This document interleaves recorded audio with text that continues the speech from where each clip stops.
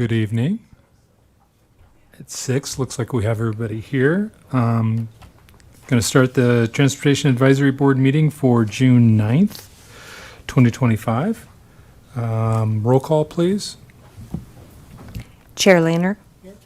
Board Member Wicklund. Here. Vice Chair McKee-Burrows. Here. Board Member McNerney. Here. Board Member Kalkofer. Great. We acknowledge that Longmont sits on traditional territory of the Cheyenne, Arapaho, Ute, and other indigenous peoples. We honor the history and the living and spiritual connection that the first people have with this land. It is our commitment to face the injustices that have happened when the land was taken and to educate our communities, ourselves, and our children to ensure that these injustices do not happen again. Great. Any comments or corrections to the minutes from the preceding meeting of May 12th? I just have a comment. I wasn't able to find the minutes. I wasn't able to find the packet on the portal. We have some pages, but it's out there now. Yeah, it would, no. It would be great if we could have those to review the weekend before our Monday meeting. If we could go back to that arrangement, I'd appreciate it. Great. Just to clarify that there was a glitch and there was something where it was just the agenda, the 2-page agenda, but the HTML was out there, I believe, and it had the minutes attached to it. So that HTML has all the links, and it's not evidence. So I'm not saying, I'm not trying to defer blame, but we will get it settled for next month. But there was an issue, and the HTML has a link, but you have to kind of click on it, and that opens up the document. I had the same issues though, so we'll work on that for next time. Thanks. Okay, any other comments on the minutes? Just reading them now. If we could get a motion or motion to approve.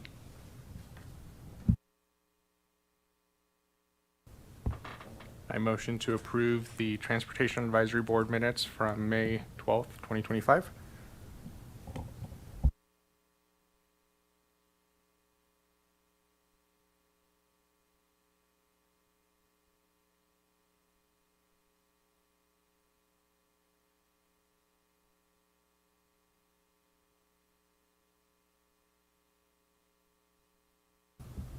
I will second that motion.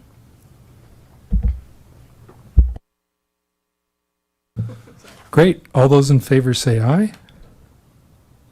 Aye. Opposed? Okay, let's move on. Phil, we'll go to communications from staff. Yeah, real quick, you'll notice there's a little difference in the way we're sitting tonight. And Jim is out of town right now, but this is very purposeful. I just want to let folks know that I plan on retiring July 31st. So that'll be my last day with the city. So I'm excited to turn things over to Kaylee in the interim as they look for a new transportation planning manager. And Kaylee and Kyle will actually be kind of running the show. I think Jim's going to take a back seat as well for a little while and kind of pass the torch, baton, whatever you want to pass to the next generation of great planners and engineers. So we're excited about this. So with that, I'm going to turn it over to Kaylee just to kind of go through, and we have a couple people to present items from staff. Good evening. Kaylee Fallon, Transportation Planner. So first communication from staff, I'll invite Ben Ortiz up for Bike to Work Day update.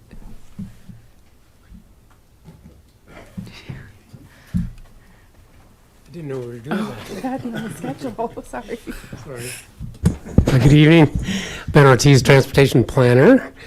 I did make an update last month, and it's substantially the same. We will be having a city will be hosting a Bike to Work Day breakfast station over here at the Civic Center Plaza.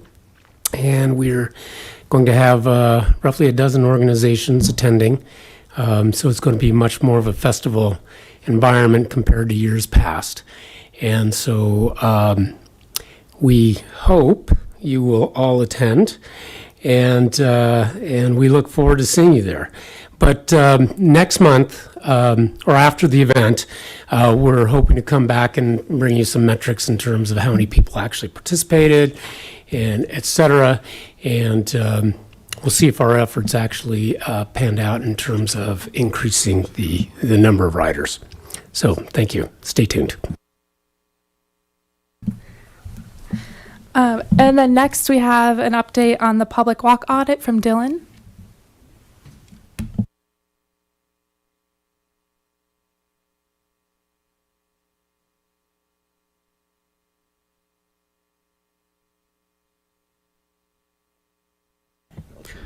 All right, everybody. I'll be talking about this a little bit more during our presentation, but on July 26th from 10 to 12:30, I'll be hosting a walk audit from the rec center to Burlington, and we'll be using a very simple walk audit tool to try and make some community scientists and just gather some very basic data and start having conversations about safety and just the built environment design. So hope if you can make it, you'll be there.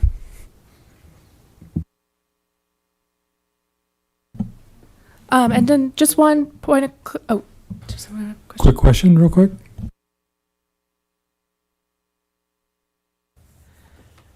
Can you tell us a little bit more about what the walk audit will entail? Like, is he literally just going to walk and talk? Or, like, what is that kind of Sure. involved? Yeah, so the plan is we'll meet at the rec center. It'll be a walk audit that includes city staff. So we'll have some subject matter experts there that'll help facilitate the walk audit. We'll be crossing 287, and then we'll be essentially trying to make like a little route that will take into account some areas that may not be the safest. So we'll be doing that very carefully. We'll be having discussions about safety, and then seeing if we can tie that into potential improvements. Yeah.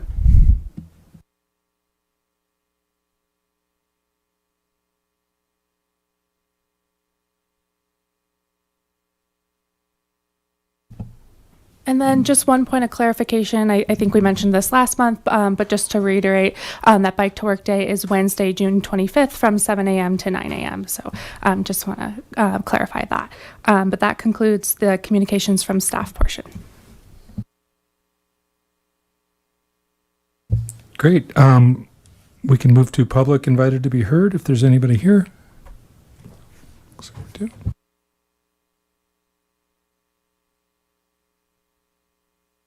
Yep. All right. So I just have a couple of things I want to say. These little bike maps Hang on are. just a second.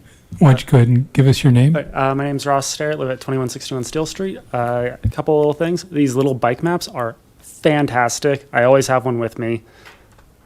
These need to be like everywhere so that people can pick them up, actually carry them around. The big ones are nice, but these are great to have with you for, like, oh, I want to get from here to there. I'm already out. I don't have the big map because it's big. On a slightly less positive note, I think that a lot of our bike infrastructure isn't visible, and that results in things like close passes and people not biking when they otherwise would consider it. And so things that I've seen in other cities is that they'll use some brightly colored markings for like bike lanes, and they especially do like a zebra stripe across the roadways. You especially see that with green in like New York and Denver. And I think, if we had more visibility, more people would be like, oh, I can bike to the store. I can, like, it is relatively safe to bike in this area, when they thought that it was just a gutter. And that's all I really have for you guys today. Thanks.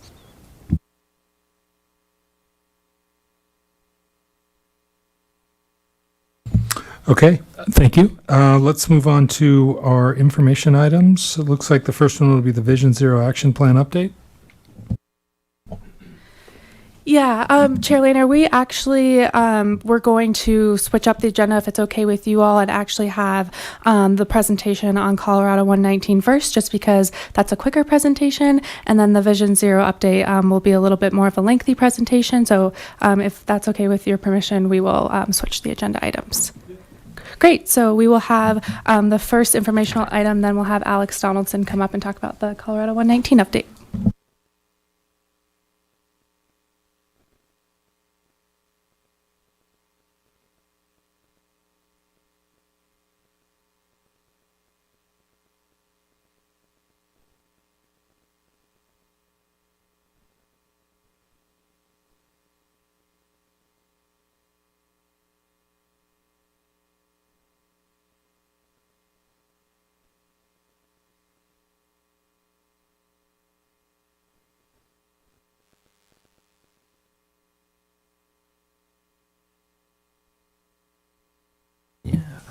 Well, good evening, board members. I'm Alex Donaldson. I'm a senior civil engineer in the engineering services group. And one of the things I've been working on is working with CDOT on this really exciting project to make improvements at the intersection of Hover Street and Colorado 119. You might remember I was here in February with a few of my colleagues to talk about this project along with many other projects when we did our CIP roundup. And as part of that presentation, we kind of realized after getting feedback from some of the board members that there was an interest in learning a little bit more about this project and the current events, and that also a lot has been happening on this project as well in the last 6 months or so. So I'm here tonight to give you an update and give you the latest and greatest on our effort with CDOT, and I'm going to start out with giving a little bit of background on the project and how we got to where we are today. So just kind of start out, this project, the genesis of this project was a successful RAISE grant, or an awarded RAISE grant, that was a combined grant from CDOT, Boulder County, and the City of Longmont. We were awarded RAISE grant funds to the tune of $25 million back in 2023. And so we're working on getting that money out the door. You probably have seen some of the work that's being done as part of this project further south towards Boulder. The project is progressing from south to north. And so right now we're working on the very last part of the project, which is the infrastructure improvements for Colorado 119 and Hover Street. So how did we know what we wanted to put into the grant? Well, a while ago we did a really great study called the Southwest Longmont Operations Study. And coming out of that effort, we kind of realized there was a big opportunity to make some major improvements to not just vehicle capacity and movement in Southwest Longmont, and particularly here at Hover Street and 119, but also to improve this intersection in this part of town for people who are using alternative modes, active modes, so walking, biking, transit also is in that equation. And so coming out of that study, we had this concept that was included in the grant. And the key feature of this concept, you can see here in this figure, is that the southwestbound lanes heading to Boulder, so leaving Longmont, would go underground through an underpass underneath Hover Street and then resurface on Colorado 119 and be on the way to Boulder. And that one of the other interesting things about this original concept is it also split that underpass area, not just for vehicles, but also a portion of it was for a separated bike facility that would also go underground, get underneath Hover Street and connect people to the Colorado 119, we call it the Bikeway, which is a huge improvement that's being built as part of this project that will be a bike route. It's a solid surface bike path that would go all the way down to Boulder, and it'd be a major regional connection for not just the city of Longmont, but all the communities in between here in Boulder. So this basically the last 12 months, CDOT, their project team, along with the city staff that have been working on this, we've really, the rubber's hit the road, so to speak, on trying to figure out, okay, how are we going to build this? And that what we found is that the gap between the ideal and real was pretty large, with a couple of particular areas that kind of amounted to be fatal flaws to this original concept with the underground underpass. So just to kind of briefly touch on what made this a difficult challenge to overcome with engineering, you can kind of see there's the first one I have in that red dotted box in the lower left corner in the figure. Unfortunately, we did a little bit of good work that ended up being a problem later on. That box is highlighting the city's existing underpass underneath State Highway 119, and this is a really great feature for people that are crossing 119 today. It's super useful. Unfortunately, what it means is that if we were to build this concept to go underneath Hover Street, we are starting to get into roller coaster territory in terms of getting people low enough to get under Hover Street and then back up to catch 119 with those grades. So you go really down, really up. It would be make for a very uncomfortable drive, especially at the speed limits that CDOT is targeting for this regional corridor. So that was kind of the first hint that maybe we're going to have some serious issues delivering this concept. And the second one that we ran into that was really the killer was that we learned that this design would conflict with a major water main for the city's water department here that you can see in that yellow dotted box on the east side of Hover Street there. It runs north-south approximately. And that, it wasn't necessarily a matter of could we do it? We absolutely could do it. But the problem is that, there's costs involved, not just in the actual construction relocation of this water main, but also the ability for Longmont to provide utilities to the people that live in this corner of town. It's really important to make sure we're meeting the expectations of our ratepayers and utility users here in the city. And so just the challenge of trying to keep that in operation to a reasonable standard while we were doing the relocation for this underpass just wasn't realistic. So we carried this design, this underground concept, at least in part to what CDOT calls the 30% level or the FIR level. And that was what they sent out for technical analysis to all the partners back in January. And this happened right before I came to visit you all in February when we realized that we had done the cost estimates and looked at the buildability, constructability of this concept, and we found that we were about $10 million over the amount of money that we had set aside in this program to deliver this intersection. So where does that leave us now? We finished up that 30% and realized that we needed to kind of go back to the drawing board. And so CDOT took a step back, and what we have now is a new concept. And this is something that I mentioned in the February visit was just sort of a beginning idea. And now we have a little bit of a clearer picture in terms of what CDOT's actual proposal is to deliver something that still meets the project's goals and priorities, but does it in a way that doesn't conflict with quite as many really critical pieces of infrastructure that exist. So the new concept you can see here is that we're going to exchange the underpass that we had before for a vehicle bridge. So as same general idea as you are leaving Longmont on State Highway 119, you will be separated by going up and over Hover Street using a bridge. And that this still has the advantages that the underpass did in terms of separating traffic out and relieving some of the pressure to serve so many different movements at that intersection. And so that still achieves the goal for the vehicle side.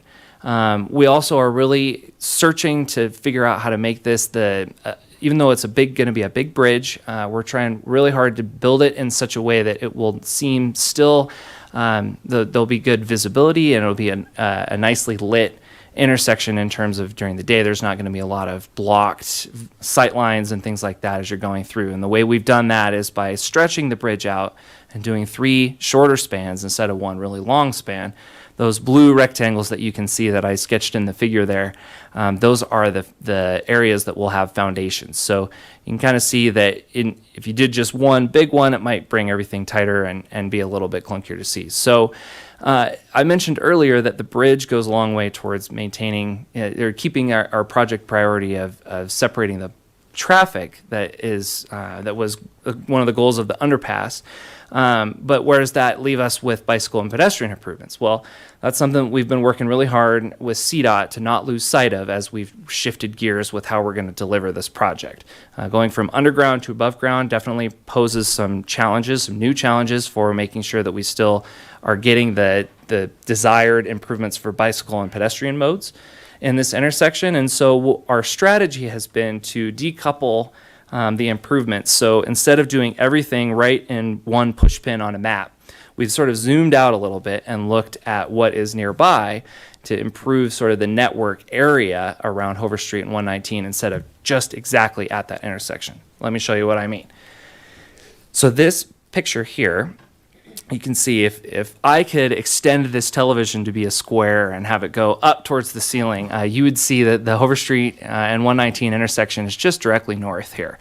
And that underpass that exists today that goes underneath 119 that I mentioned just a little while ago as being a hurdle to the underpass concept, we're now leveraging as an asset to improve pedestrian and bicycle connectivity to the bike path. So let's say you're riding your bike in from Niwot and you're coming in close to Longmont and you want to continue, let's say, to the left-hand greenway. Well, in the existing condition, you'd have to go underneath 119 and then make your way to an intersection, go across Hover somewhere else, maybe at Pike Street, and then make your way back out. But with this improvement here that we're proposing to make as part of this project, that we're going to have CDOT make as part of this project, is to continue that sort of shortcut for bicycles and pedestrians by building a hawk signal that crosses Hover Street. So you can see that red markup. That would be how you would be able to cross not only underneath 119, but you'd come back up and get across Hover Street and sort of bypass the really busy intersection. We're also looking at the north side of the intersection as well in terms of network improvements. This is the intersection of Clover Basin and Hover Street, so the next light north of that major intersection at Hover and 119. Kind of to, again, walk you through, if you were on a bicycle and you decided to stay on the new bike path instead of going underneath our underpass that we have out there today, this would be the first stoplight that you really can't just keep riding past. You have to either cross the road or change directions. So that gives us a great opportunity to improve infrastructure for not only just making it safer, but also to lower the stress level of someone that is working their way through this intersection. And we do that by improving the way that the curbs meet the road, moving the stop bar and the crosswalks back for better visibility, so on and so forth. So this is another area that we've proposed improvements to have CDOT construct as part of this project in lieu of those major intersection improvements that we had included in the original underground concept. And then finally, Phil, I feel like, has been a great asset for this, so I'm really going to miss him. But this is one area that he and I have worked together with CDOT, and our goal with this is to really keep the project going and focusing on making regional connections, not just to the city at Hover Street and 119, but also to consider our entire network, bike network. So what we've kind of seen and are continuing to monitor as we study and try to learn how our bicycle network is being used, we're finding that, a lot of people, that if they want to go to some part of Longmont, that they don't just go in a straight line there, right? They use our network of greenways or our on-road bike facilities to make those connections. So that red box you can see there is our intersection that we're improving. That's Hover Street and 119. But you can see these blue arrows on here that show, okay, well, let's say, you could connect using the Lobo Trail connection, which will be improved. That's one of the cutouts. They're hard kind of to see at this scale. But this handout from CDOT highlights those improvements that are happening somewhere else in the project that will still improve the regional connection to Longmont's bicycle network. So that's one example. And then also improvements in terms of connectivity to Airport Road there that goes north-south and gives access to the west side of Longmont as well as connecting to the Greenway. And also, too, this is a great chance for us to work with CDOT and also our own sort of proposed bicycle network improvements in order to kind of see how we can best leverage this project, not just to make improvements in one intersection, but also to think about the network as a whole. So that covers the major updates. I still wanted to give all of the board members just kind of a general update in terms of the project's schedule. I mentioned before that CDOT's original concept had gotten to the 30% level, but with this redesign, they've sort of reset that. So city staff are anticipating in September sort of a redo of that 30% technical review.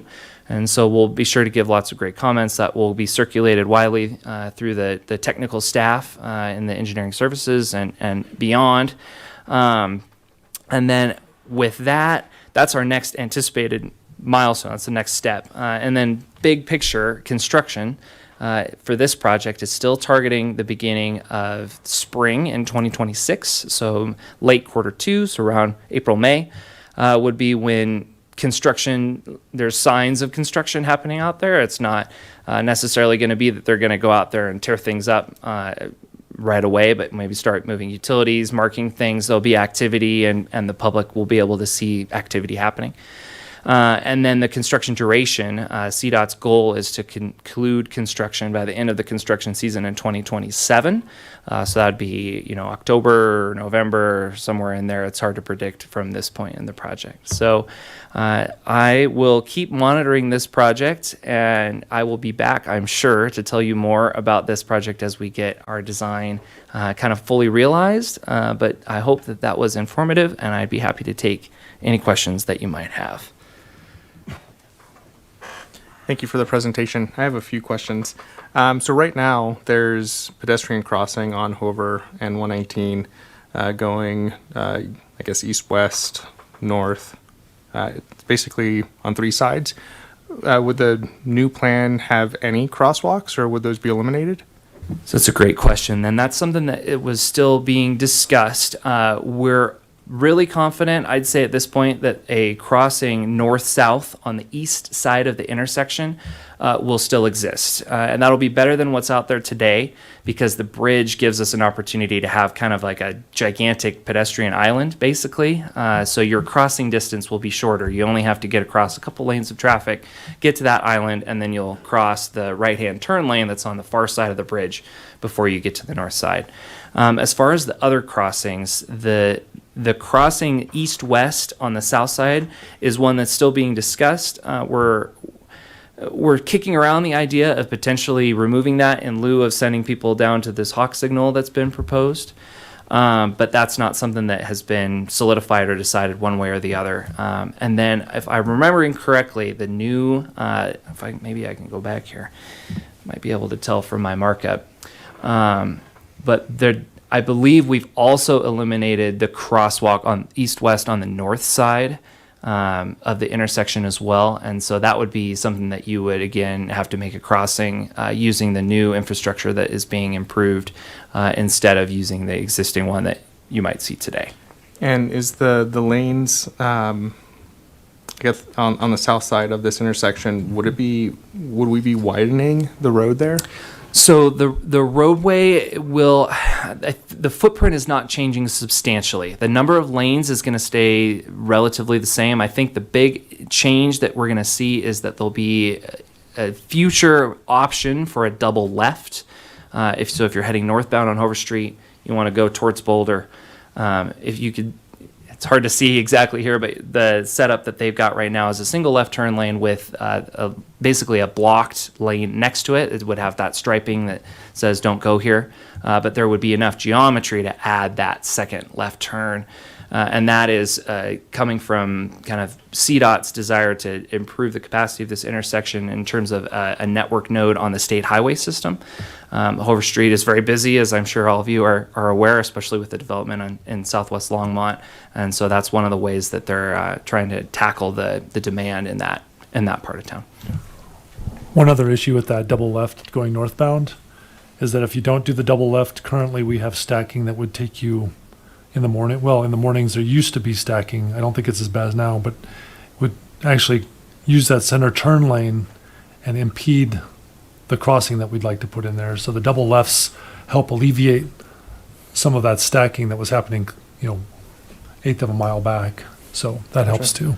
Cool, thank you. For the hawk signal, would this be the first hawk signal in Longmont? That's a great question. Kyle, do you know if we have any hawk signals in the city? So we're talking about hawk signals that's coming through our Vision Zero action plan. We're going through a few different concepts of a protected pedestrian or bicycle signal. One is a hawk, which is the 2 red lights on top and then a yellow on the bottom, that top corner, as well as an option for a RFRB is used in some situations, usually lower speed. Not particularly recommended at this location due to volume and speeds. One option we do have, which we do have in the city right now at one location at approximately Gay and 9th, would be a just pedestrian signal, which is a traditional 3 signal head. So you got red, yellow, green. Those, you press the button, it automatically goes. People are across the road. I will say with hawk signals, there's been some pushback from different communities across the nation, just with having the information of what you're supposed to do at those signals.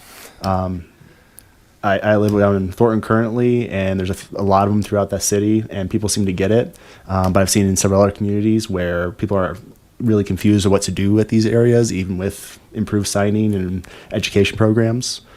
So through our Vision Zero program, we're looking to see what the community would like to see and what would be more digestible for better and safer movements. So just to add on to that, thank you, Alex. On this hawk signal, the speeds coming off of 119 are pretty high. Yep. So I notice on 119 at J Road, 63rd, along there, I can't tell you the number of vehicles either at rush or even during the middle of the day that run the lights because they're going so fast they can't slow down. And now we're going to have a hawk signal for pedestrians and cyclists across 119. Is there any concern from CDOT or anybody else in terms of the safety with the speeds coming into town? So I think there might have been a misunderstanding. I might have misrepresented this or misspoke, but the hawk signal is across Hover Street. Yes, yeah. And because you're 100% correct. Yeah, it would not be safe to try to do anything on the grade on 119. They do, yes. Yeah, for sure. But it's a little bit of a different animal on Hover versus State Highway 119. But if you look at the picture on the left here, it's hard to see, but in the kind of the northwest corner or the upper left corner, you can see a little bit of 119 there. And that's where the city has constructed that existing underpass, and that will remain in place and work hand in hand with this Hover Street hawk signal to get people across both streets from the west side of 119.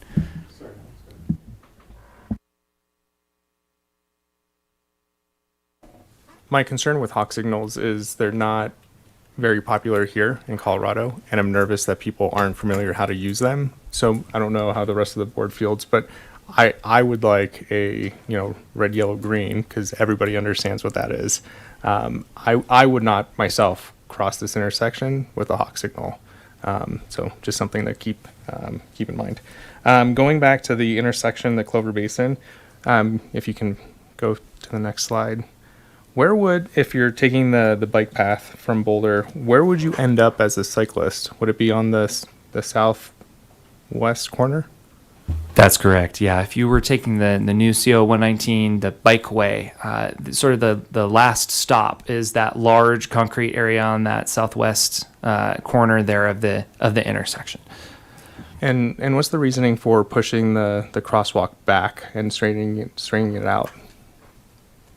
So I think the idea here, these are still very early. That's a great question, and it's one I've wondered myself as I got this concept back from CDOT. Our original ask when we did these was to move the stop bar back, but leave the crosswalk where it is, just to separate pedestrians and vehicles a little bit better and improve that visibility. My guess is that they might have run it through and try to improve visibility by also moving the stop bar and the crosswalk back. I don't know exactly the answer to that question, but that's definitely a comment I'll pass along and share. I have the same concern with you. Gotcha. I think it's lengthening. It seems like it might be going contrary to what we want to accomplish here. Right. Exactly. Great. Thank you very much. Thank you, Alex. It definitely really puts a picture in my head of what this is actually going to look like. Other previous drawings were always a little confusing to me. But then real quick, back at the 119 in Hover, you said potentially removing pedestrian crossings. So on the north and then potentially the south, crossing Hover east-west. Okay. So then I just wonder... on a bike, it's fine. You could go to the hawk signal or whatever it becomes. But then what about, how much distance does that increase someone walking? Yeah, that's a good question. And I'm pretty sure Clover Basin, I'm not 100% sure of what the distance is, but it is relatively close. It's close enough that when we do the modeling for the signal, we are really paying attention to make sure that the lineup doesn't extend into Clover Basin and Hover. I would estimate that it's probably somewhere between a third and a quarter of a mile.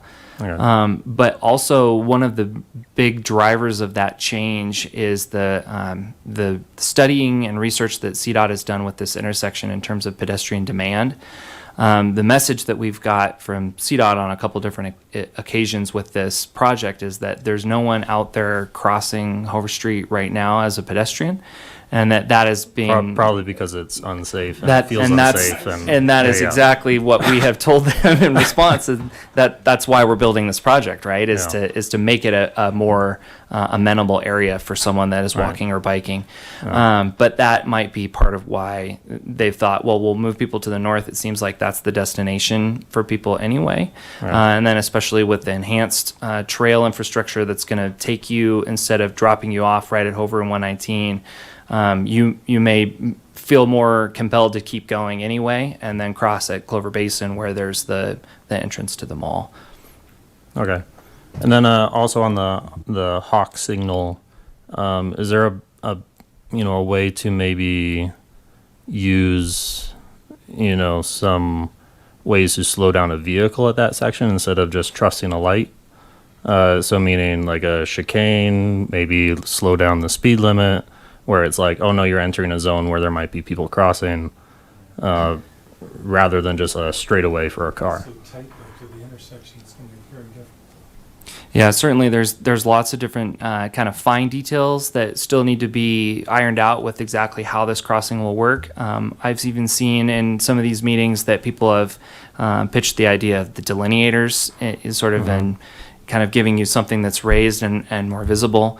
There's definitely a challenge to be addressed there with some real high quality engineering in terms of, we don't just want to stick a light on it and call it good. Right. It needs to be a holistic approach to, okay, well, what we've done the visual, but we also need to do the physical and the other elements in the built environment. I also believe too, I'm not 100% sure. I'm trying to recall without the plans in front of me, but I do know that because we're adding that extra turn lane, I think things do narrow down slightly coming in and out of Hover there, so those narrower lanes might help. And then I also think we get a little bit of help as well with the redesign. The turn coming off of 119 is sharp enough that it really reduces speed. And so if there's a way that we can leverage that geometry to help keep those speeds slow and not encourage people to try to do their best Formula One impression where they come off and then really hit the gas. So Then what about going north along Hover? Because it's, once you get kind of out of town, it's all 2-lane 95th, and then as you get into where the apartment buildings are, then it widens to 2 lanes each direction. I'm wondering if there's also space where maybe are 2 lanes necessary going north until you get closer to the intersection. Sure. Yeah, I think we're constrained a little bit in that I think there's a lot of demand that is using Pike Street and then turning onto Hover Street. I think north of Pike up to 119 is a real big demand area. So I think that's what's driving the width of Hover Street in that location. But yeah, certainly outside of that, Hover Street definitely becomes a lot less, of an urban environment. So yeah, it's something we'll take a look at, and I know the cities in our transportation mobility plan, that's something that we're really focusing on, not just building just to build. We need to have a purpose for all the lane width that we have and the pavement width, and make sure we're maximizing it for all the modes that we have, and we'll continue to apply that philosophy when working with CDOT on this project. Yep, I agree. Thank you. So I'm curious, in developing this kind of new revamped plan, what kind of lens was applied to it in terms of the safety? Like, was pedestrian bike safety the major driving force between this, or is it more car-centric? So I would say, if I can speak candidly about our partners at CDOT, they've done a great job, I think, balancing their concern for safety for not just the active modes, but also for vehicles. As a state highway agency, a state DOT, they are definitely tilted more towards moving more vehicles and freight than we are here at the city. And so working with them to find the balance and kind of bring them over to where we're looking at this project, which is to focus mostly on that vulnerable road users and active modes. That's been one of the challenges that Phil and I have faced. But for CDOT, I think that if they were here, they'd really want to highlight that separating the vehicles that are leaving Longmont and heading to Boulder, putting them up and over on a bridge that separates the high-speed vehicles on the highway, at least in one direction, goes a long way towards reducing conflict points with everyone. So whether it's vehicle to vehicle, vehicle to pedestrian, vehicle to bicycle, that will make the intersection safer. It will also make it visually a lot larger too, and so that there's some trade-offs there in terms of what it looks like we're building something that is for improving capacity, and that is one of the benefits of this project. That CDOT would want to highlight that as well.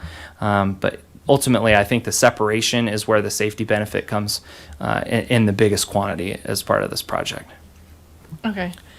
Just so I'm clear, is the bridge going to have any other infrastructure other than for cars, or is it just for cars? So the proposal is to just do vehicles on the bridge. And to add some extra context, CDOT did provide a proposal that did include an attached pedestrian overpass as well.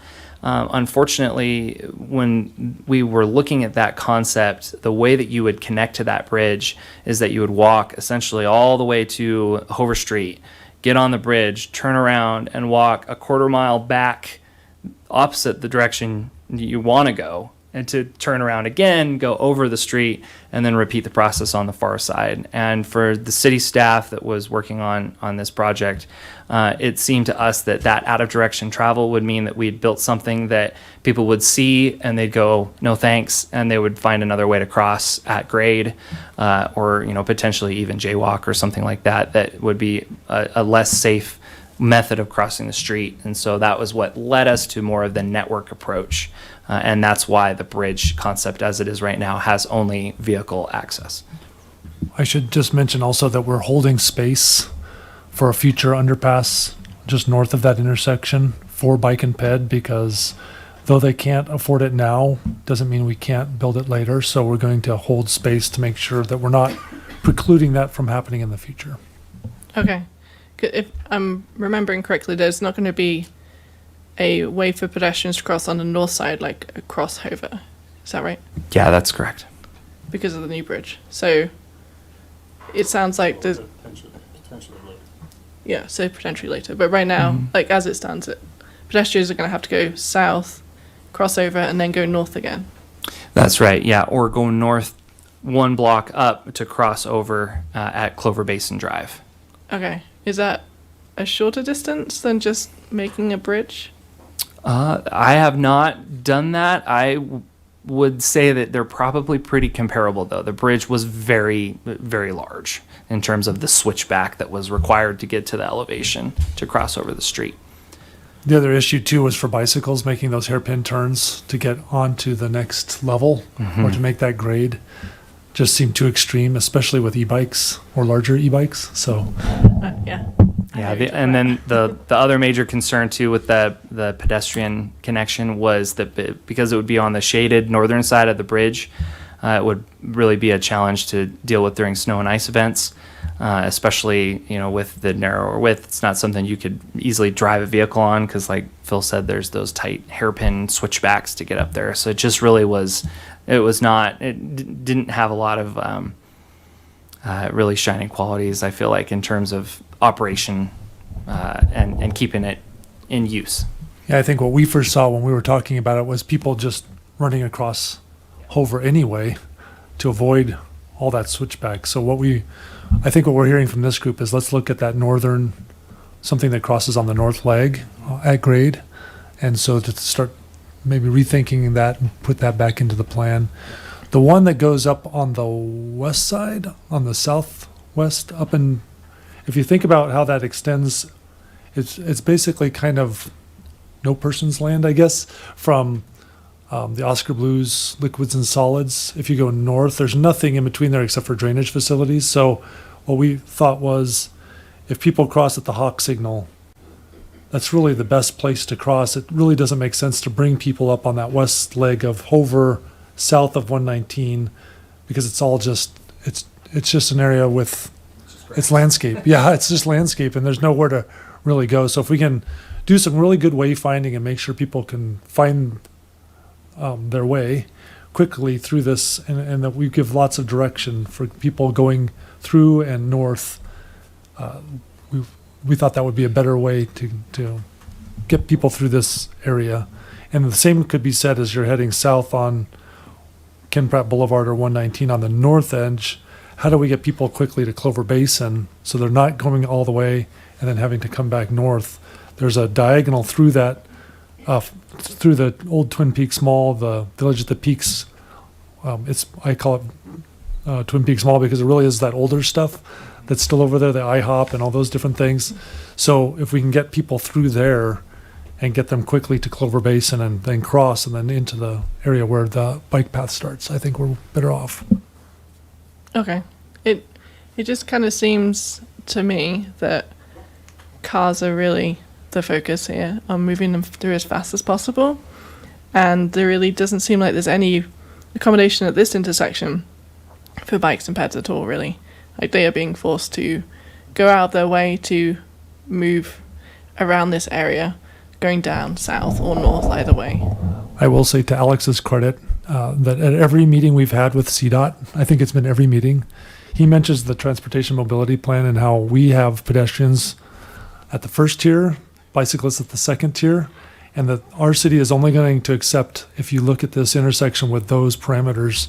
And unfortunately, this is still the best we've gotten back from them based on costs and engineering and all those different things. So we push it at every meeting, but again, it's pushing against a state entity that really wants to make sure that those cars and sees the value from this grant to be for cars first, as you mentioned. So we push at a city level for a different outlook. Well, I hope you keep really pushing, because right now it doesn't feel like it's any improvement for the pedestrians and bikes at all, really. Like, I was really excited about the plan originally when there's going to be all this separation and you're going to get through this without having to cross any major roads, but now it looks like you're going to have to cross even more roads to get to where you want to go. Instead of just being a straight shot, you're going to have to make maybe 2 crossings and way off your path, potentially.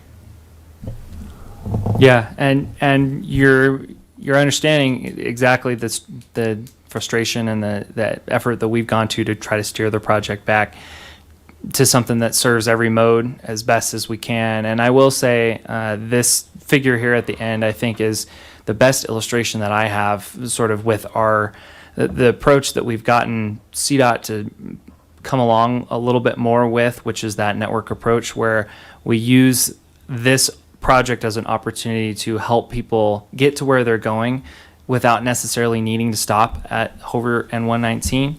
So like Phil said, with being able to cut through the mall or being able to get around with the underpass, I think in a perfect world, if I could build this project exactly, with the vision I have in mind, is that there'd be such good signage and navigation and wayfinding that if you were a cyclist or a pedestrian, you probably aren't saying, I'm going to go visit Hover and 119 today. You're thinking, I'm going to go pick up my child from daycare, or I'm going to go to the grocery store.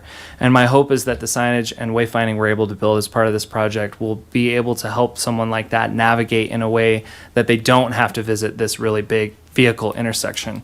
Because even if we built the underpass and there was a great opportunity to have separation there, the fact of the matter is that even separated intersections are still noisy and there's a lot of concrete and it's kind of an intimidating place to be. So that this is what we've tried to pivot towards in light of CDOT changing the concept. And just know that we're continuing to try to represent those interests. That's the most important thing for us on the city side. It's the nature of sort of the group project, whether it's high school or, doing something with the state DOT. It feels like it's always a little bit of a balancing act between, doing it one way or the other way, depending on who's the one that is speaking. Okay. Are these, on this map here, is the blue arrows, is that bikes, like major passive bikes moving? Yeah, this is major movements or like regional network assets for the bicycle mode. And so like at the very bottom there, you can see underneath that red box, that dark blue arrow that sort of sweeps to the right off of 119. That's the Lobo Trail that connects to the left-hand greenway. So let's say, you're coming in from like Niwot or Gun Barrel, and you wanted to go somewhere on the south side of Ken Pratt Boulevard, that instead of coming to Hover Street and making a turn to the east and going, that way, that you'd say, oh, I'm going to avoid that intersection by taking this new connection off the bikeway to the left-hand greenway and going that way instead of visiting that intersection. Okay. We should also say that this map is draft. It is not Yes. finished. We've made many comments about the additional routes and bike ways that are not shown on this, and how people kind of want to come in maybe into downtown. And there's it's facilities like along missing Hover that help as well. So there's a lot missing from this map. We've made a lot of comments that are not reflected yet, and we're still doing some work. So Okay. Because Yeah. I was going to say, what about the middle of town? Right. Yeah. It's certainly. Well, and there's new projects that the city's planning on building this summer that I, talked about in February that are not highlighted on this map. That I feel like is an opportunity that we could show that as well. But yeah, just this morning I was talking to CDOT's project team about the next version of this map. So still a work in progress. And thanks for your patience as we kind of continually update you on with the best we have on hand as this project continues to evolve and design. there's also options for public comments. So we'll send those links to you so you can make those comments directly. Okay. So the crossing on South Hover, what do you call it? The Hawk. Hawk signal. I've never heard of that before, but I can't see many people wanting to do that, to be honest. Like, it doesn't seem like, as Taylor pointed out, a light's not really gonna improve safety.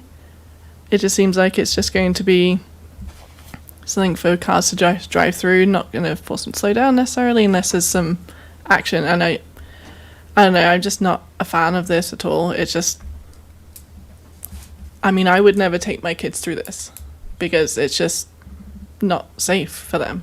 Like, it seems like it's a disaster waiting to happen. Sure, and that's important feedback, I think, for us to share with CDOT, that we need to go as much as we can towards providing something that is the safest crossing here. If we really want to have a designated route that gets you across Hover Street, we got to make sure that we're building something that meets that the criteria for a family, right? Mm-hmm.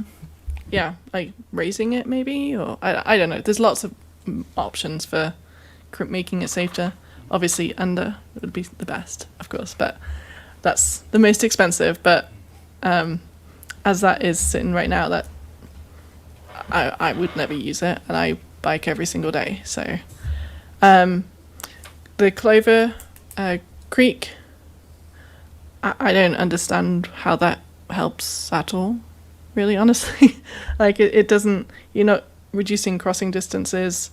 All you're doing is curb ramp improvements, from what I can tell, moving the crossing a little bit further back, but it doesn't seem like it's really helping anyone, unless I'm missing something. Yeah, and these are, obviously still things that we're coming up with more detail on in terms of what improvements we can make. I think with this one, we're constrained in terms of, we have to fit inside the greater scope of the project, the budget, things like that. But yeah, again, those are helpful comments to hear in terms of, we maybe could do a little bit better in explaining or having CDOT explain what the purpose is of these improvements and exactly what they can help us with. When we broached this idea originally of making improvements at Clover Basin with CDOT, I was like the things that you highlighted was shortening those distances. We potentially, we're like, is there the potential for a median island for someone to stop at if they need more time to cross the intersection, because these are wide crossings or long crossings. And again, this is still something that it's evolving, and we're still kind of the early levels in terms of what exactly it is that we're gonna finish with the design. Is still a work in progress. But again, those comments are very helpful. I'd like to see more here as well. I agree. Yeah, again, it's just not really changing anything, and that pedestrians and bikes are still going to have the same issues as they have right now at this intersection. So Yeah, I'm glad you're still working on it because as it stands right now, it's not great. So, thank you. Yeah, a lot of work still to do. Thanks for the update, Alex. There's a relatively large residential neighborhood nearing completion. It's being constructed in the southwestern quadrant of Pike and Hover. I believe it's called Lupin. And I'm wondering if all of these design aspects, including left turn lane lengths and placement of the hawk signal, do they take into account the full build-out vehicle trip generation and pedestrian trip generation from that neighborhood? Yeah, so that's a great question. Obviously, there's always the challenge of trying to predict the future, especially long term. But oftentimes, we get opportunities where things are already in construction. We can see that they're happening out there. To my understanding, other than if there's comments that have been received by CDOT or might be made by our development review staff in the future when we review the 30% design, my understanding is that when CDOT is anticipating volumes in the future for the purpose of turn lane lengths and capacity for storing vehicles as they wait for a red light, for example, that what they do is they have a model that tells them, not quite at that level of granularity, that, hey, this neighborhood's going to be done in 2027. But what it does say is we would expect the number of vehicles using this intersection to rise some certain amount each year until we get to the end of where we simulated. And I believe their simulation now goes all the way to 2045 for this intersection. So those would be the volumes when we do the design with CDOT that they're trying to anticipate, how much storage space are we going to need 20 years from now, which the model would take into account both this specific neighborhood that you referred to, but also just the regional growth in general. It's a very popular place to build a home and move to, which is a great, I always say it's a great problem to have for us in the transportation industry. It's we're going to be busy just trying to keep up with the new development. Mm-hmm. It seems like there'd be a lot of travel demand from that neighborhood to Boulder in the AM peak. Yeah, and you're right about that. The models that we discussed a couple weeks ago was the first modeling effort that they shared with us for this new proposed intersection.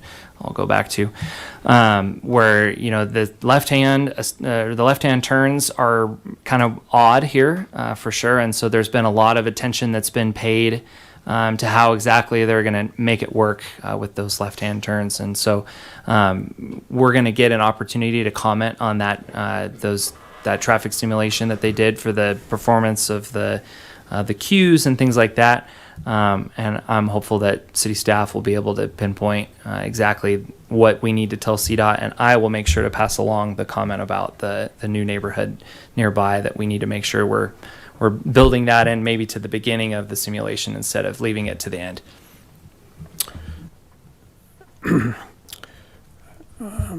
On the graphic that you have on the screen now, I'm looking at the large colored rectangles. Am I looking at two bridge abutments and a center pier? So this is a little bit of a goof on my end. This is something I noticed as I was rehearsing before I came in. But yeah, to answer your question, so this new bridge proposal, the proposed bridge will have 3 spans. And then I'm only seeing 2 spans. Exactly. And so I am missing one. If you can imagine, I tried to use the laser earlier, but it didn't work super well. Do you see, and then use the mouse. Oh yeah, here we go. So there will be, so this is an abutment here. Mm-hmm. This will be the terminus of the southwest end of the bridge. There will be piers here and piers here. And then we will have one more abutment approximately right here that I did not include. I drew these boxes to kind of try to illustrate the visibility at the intersection. This one doesn't play as much of a role because you don't have to really look past that as you're making a move, because it really only affects these right turns up here. But there should be kind of one more right in here or so. Okay, I thought I heard you say earlier that having more piers improves visibility for people traveling through the intersection. I don't quite understand that. If it was just a clear span, everybody would be able to see in every direction. So can you clarify that a little bit? Yeah, that's a great kind of visualization question. And you are correct that if we had one clear span, given that it was sufficient in length, it would be superior to a three-span bridge. Unfortunately, with the constraint of the project budget and also the thickness of the girders that would be required to hold that bridge up, that one really long span, and at this length, this opening that is shown here on this concept becomes prohibitively expensive. And so a single span bridge would have an abutment really almost right on the back of the sidewalk here and the back of the sidewalk here, and also be very thick.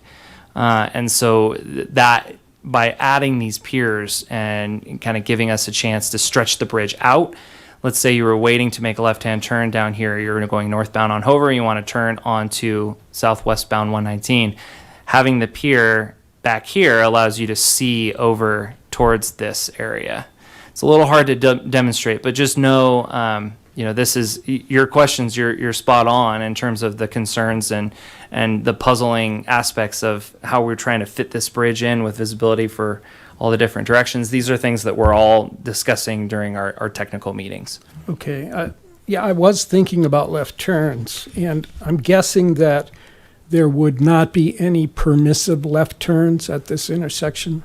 All left turns would be protected. Yeah, that's correct. Okay, so I think visibility becomes less of an issue then, obviously. All right, thanks very much.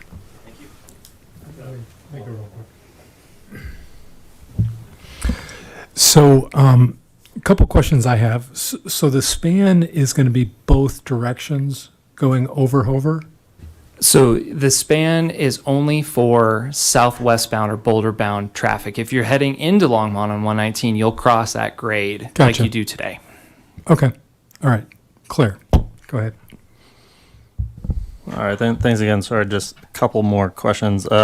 Concerning the Hawk signal, we have an example of just a traffic light on 9th Avenue where you push the button and then you wait and it goes, green, yellow, red. So maybe that might work better because people are used to just a normal traffic light, just for saving costs. But then also has kind of RTD and because the project is hopefully going to be done by the time BRT is functioning. Has there been a lot of talk with RTD? Yeah, so in all these meetings where the city gets together with CDOT, RTD is also in those meetings as well. If we go back, actually, it's really, the color doesn't show through very well. Let's see if I've got it here. I might not, but if you really squint, the southernmost lane on 119 as you come into Longmont, so on the sort of the left third of the bottom, I can use the mouse. Oh, thank you, Phil. You might spy here that says bus. And so this is going to be basically a queue jump lane for BRT. It'll come in here. They'll get their own signal time to basically make a wide left turn across these other lanes while no one else is moving in order to get into Hover Street and continue up north. So yeah, BRT has been part of this project every step of the way. That's one of the really key new links that this project's going to make. I think if you really zoom out and ask, well, what is this project doing for Boulder County and Longmont and the communities here? It's basically saying, today, if you want to drive or if you want to go between Longmont and Boulder, you're either on a soft gravel path that meanders on a bike, you got a long walk, or you're getting on a Bolt bus somewhere with long headways, or you're driving. But after we complete this 119 project, there'll be BRT, there'll be a paved bike path, way more opportunities to shift your mode if you're making that commute pattern like so many people are. And that's where a comment to board member McInerney about the development to the south is I would hope that traffic is so backed up on 119 that they're taking the BRT because it's not going to be that far of a walk to get to that bus. But then also it's a very, I reiterate this sometimes, but the Downs-Thompson paradox, this is off of Cornell, claims that traffic will increase without limit until the option of public transport or any other form of transport becomes faster than the equivalent trip of a car. So I think, BRT will be the way to go for all those residents. I had a thought when I was looking at this just now, further thought about the pedestrian bike bridge over that you've considered and it being so far back. Have you considered adding stairs at the corner and having two ways of getting onto that bridge? Yeah, so stairs is something that I think that they don't meet sort of our.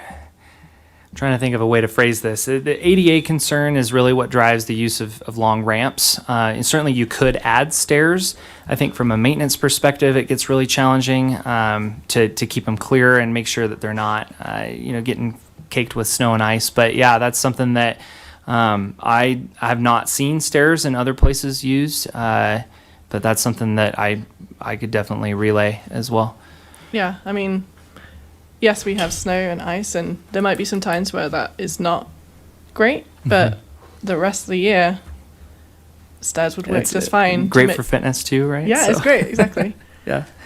You could maybe, I don't know, but if that's the reason you're discounting that as a possible route, then stairs would certainly alleviate that for most people. Of course, got the accessibility part, but for those people, they could still use a ramp and go that further distance. But for everyone else who wants to get really fit, they could use the stairs and reduce that distance. Yeah, and these are all things that we can pass along to when we have our big review. Okay, thank you. One last question. Yeah. So the hawk signal is going to kind of be adjacent to a railroad crossing, and then you're going to have storage issues on the left hand going on to southbound 119. Any concerns from CDOT from that standpoint? Because you could potentially have motorists who aren't going to stop because of the railroad crossing and the light. Yeah, definitely. That was one of the sort of the chief concerns that we had to clear before we even got to the point that we could put, red colored markings across a road. That is something that we have looked at in terms of queuing is that, okay, are we going to queue because of the hawk signal onto the railroad? Are we going to queue back towards Hover? And what their modeling found for the CDOT design team, their traffic engineer, they found that was not a concern even at the 2045 volumes. So, I'm inclined to believe their modeling. These guys are very good at what they do, but it's definitely something that we'll continue to carry that concern because especially with the railroad, I know that if I don't say something, I've got other projects where I work with them that they'll make sure I hear from them. So that's definitely a concern that we'll take seriously and make sure that we're not building something that is going to cause us an operational headache that we would maybe, worst case, have to remove the infrastructure that we built. Okay, will do. Sorry, just as you mentioned railroad, are you building into the fact that we're going to have more trains going by hopefully with the Front Range passenger rail? Yeah, that's been a source of discussion. This project interfaces directly with BNSF because they have some really close proximity rail crossings in other parts of the project limits. Definitely down as you move towards Boulder, they're a lot closer. So I believe that the project themselves or as a whole is coordinating with BNSF and that they understand the train volumes might be increasing. That is definitely a complicated subject that is a whole other world that we're trying to figure out what the right number is in terms of number of trains for a lot of projects in the city. BNSF told us that there could be passenger rail, there could not be passenger rail. Freight might go up, freight might go down, and so we're working hard to try to figure out what exactly the number is. But we do know that is something that we all are hoping for because that would be a great regional improvement is to have that passenger rail access. And so we, with an eye towards the future, we're definitely thinking about the possibility of extra trains. Okay. Well, as you probably know better than anyone, I think you're from England, correct? No way. Is the rumor anyway. Is that those passenger rail trains are going to be like 3-car sets. So really short, pretty fast, and through the intersection very quick. So the gates will come down, the train will come through, very short train, and then the gates will come back up. So it's not going to be like the freight trains that rumble through town. And while those are running, BNSF will be turning off their traffic because it still will be the single line, at least in the foreseeable future, will be the one single line, as we heard from Karen Banker, I believe, last month. So we're not going to have the double track piece of that. So the freight will have to hold, well, and we heard three trains a day, up to maybe 10 trains a day. So initially, it's going to be a pretty slow startup, and those passenger trains will kind of take over the freight line for those small windows of time when they run. And so ideally the wait times will be less. That would be great. I'm just thinking it seems like almost a perfect storm for creating a lot of congestion with having, if you're at rush hour, you got trains, even though they're really short and they're going across, but they're all going to be most of them are going to be happening at high peak times. You're going to have lots of cars, and then as a bike or pedestrian, they're going to be like, oh my gosh, this is just not a fun place to be, and it's just going to encourage more of those not so safe routes. But anyway, it seems like it's going to be creating more problems. I don't know, but I'm sure you're modeling it.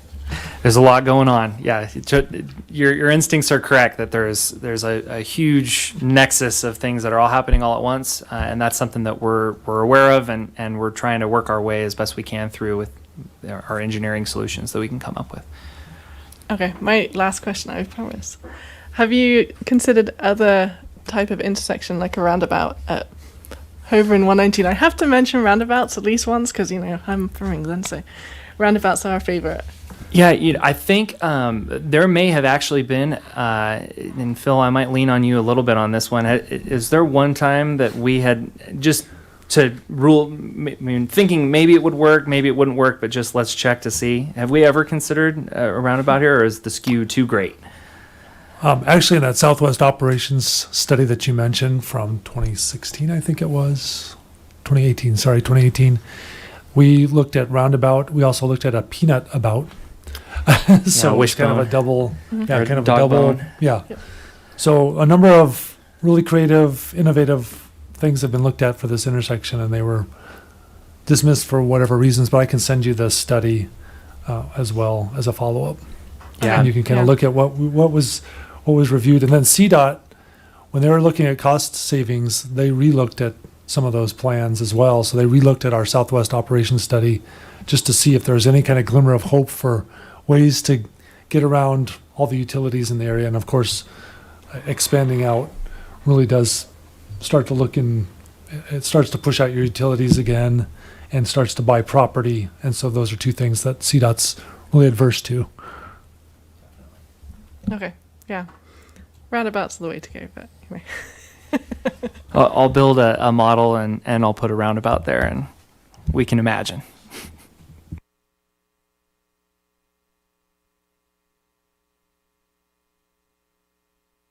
All right, thank you, everybody. I'm really excited about this project. And like I said, I'll keep my eyes peeled towards things I can share with all of you, especially once we get to September and we have that 30% design submittal. A lot of the questions that you asked about, are we doing this, are we not doing that, we'll have a clearer picture. So I look forward to hopefully coming back and updating you again on this project. Thank you.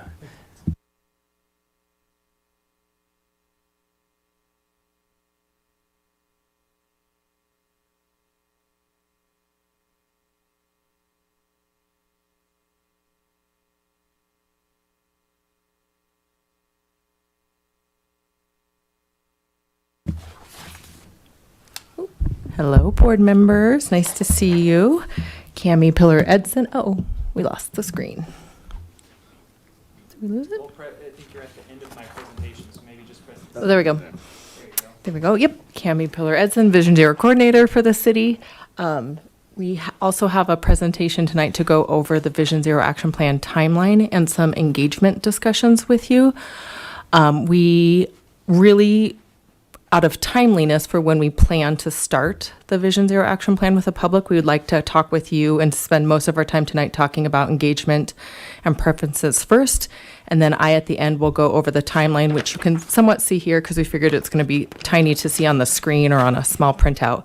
But noticing the time after that wonderful discussion that I'm so glad you had, if we need to come back and talk about the timeline next meeting, we're prepared to do that considering the rest of the agenda. I just want to honor that we can be flexible, but we really want to prioritize the engagement conversation tonight with you all. And so on that note, I want to start off by normalizing a moment of silence. Vision Zero really wants to bring light that what we're trying to do is save lives and save people's lives from being drastically altered because of the severity of injuries. And so we figure at all of our meetings, we're going to start doing this to really kind of put the people first when we're talking about this work. So let's just do that and then we'll come back.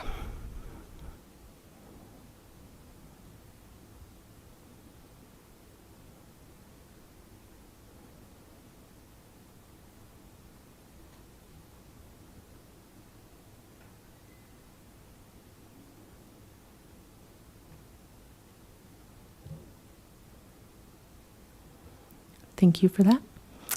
I want to take a minute to introduce Dylan Zamora Silva officially. I think he's been here a couple times. I've done a quick update or away from the back, but we're really lucky here at the city to have a true engagement specialist. He's developing a community engagement program for the entire city, but we're also lucky enough to have him dedicated to Vision Zero. So he's working on more than just Vision Zero, but he's really going to guide our efforts in how do we do community engagement as intentionally and as robustly and as well done as we possibly can for this Vision Zero action plan to build off the TMP that was just completed. So he's going to walk you through some questions and then you'll hear back from me later if time permits. So Dylan, if you'd like to come up and introduce yourself. Hello, board members. Dylan Zamora Silva, Community Engagement Specialist with the City of Longmont.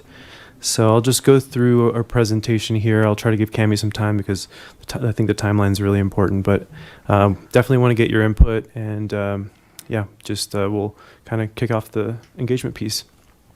So just want to establish a baseline, essentially just defining engagement for the Vision Zero action plan. So community engagement being an intentional process with the purpose of working in inclusive and respectful ways to shape decisions, actions, and impacts or change. And obviously this process needs to be purposeful, goal-driven, trust and relationship focused, values-based, and people-centered, inclusive and equity-centered, and impact and outcome-oriented.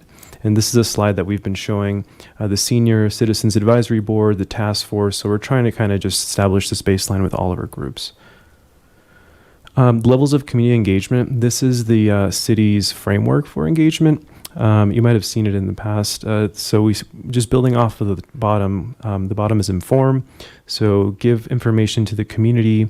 We move up to consult, obtain feedback from community, involve, community input influences the process, partner, we work as equals.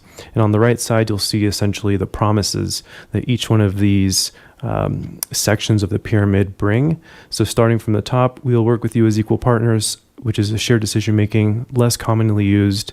We will work to ensure community concerns are understood and reflected in decision making. So essentially, this is an opportunity to contribute and influence the process or the project or proposition. Ultimately, the city is still the decision maker, but we do consider how the community wants to approach or decide on certain elements. We'll then go to consult. So we will consider your comments in decision making. This is where we get feedback from the community. The city is still the decision maker, but we are want to include the community's feedback to have guidance essentially. And then at the very bottom, we will provide community with accurate, balanced, and objective information.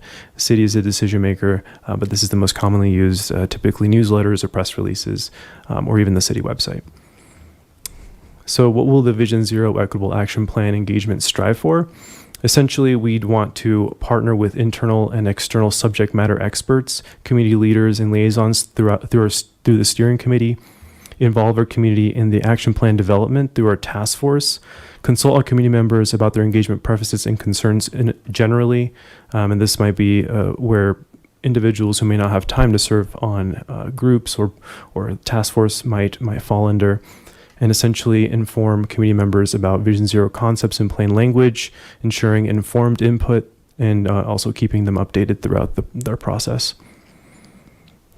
So I'll get into the discussion piece and want to preface it with some slides. So essentially, this is not an exhaustive list, but essentially who is the highest risk? For obviously it would be youth, young drivers, older adults, people with disabilities, and just in general, people outside of vehicles. I really like this picture. This was at the Youth Life Skills Fair. It was a great activity. I asked the youth essentially how do they stay safe, and really the objective here was to understand where they're at and they're in conceptualizing what safety means. And a lot of them did get a lot of ideas from my booth. I was dressed in all neon, so a lot of wear bright clothes or wear helmets. I had helmets on the table, and then also discussions that I was having. So I was using it kind of as a litmus test to see if they were picking up concepts.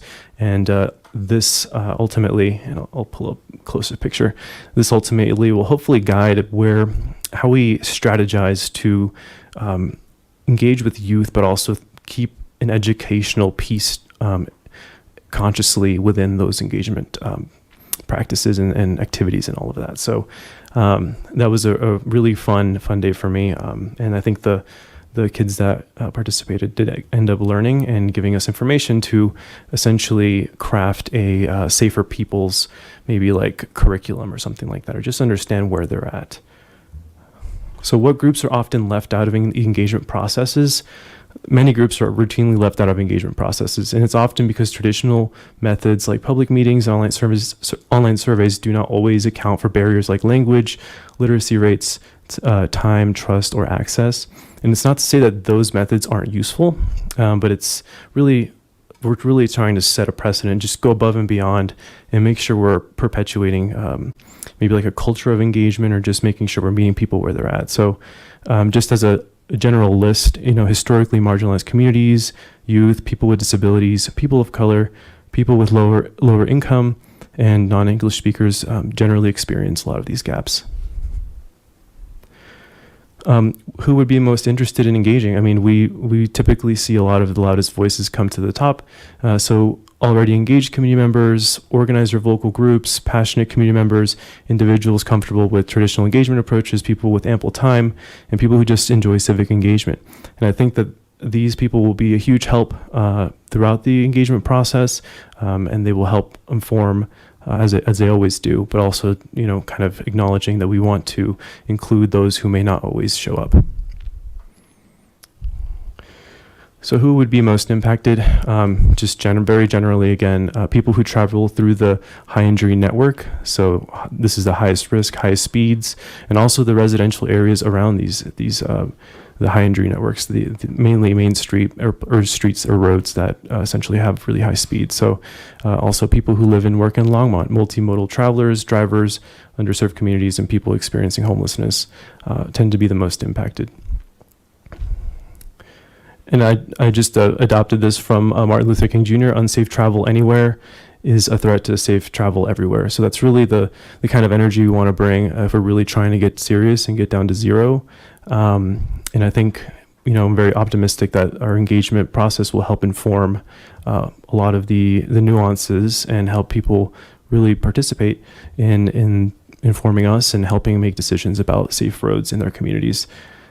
So really boiling down to it, I would really appreciate your input. If you had any internal or external partner agencies that you all think would be ideal as steering committee members, so people who would be knowledgeable or would like to partner or have really great perspectives. Again, that's just a general list there in the bullet points. But I would love to open just to see what you all think. If you have any recommendations, I would love to hear them.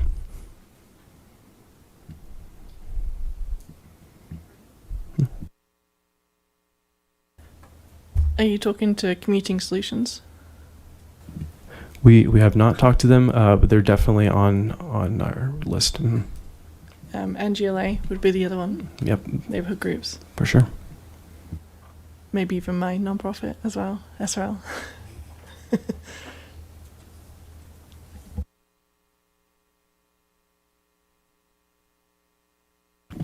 All right, so I'll move on, and thank you for your feedback. And then there's more. Oh, go ahead, sir. What about our center? Would they have some perspectives that would be useful to you? Yeah, definitely. I think we had one woman who might either volunteers at the Our Center, show up for a task force meeting. So that is a group that we are going to be reaching out to.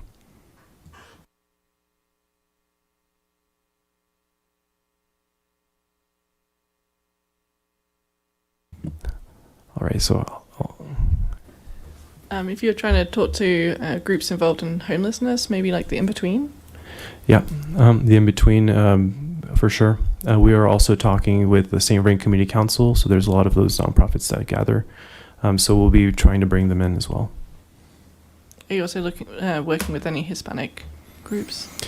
I think that one's a bit trickier, at least currently, but we are trying to we're really trying to leverage social capital and connections to try and almost like be introduced to specific groups or people who might be interested, and really focusing on the relationship building. So I think that Hispanic groups is definitely on our kind of aim.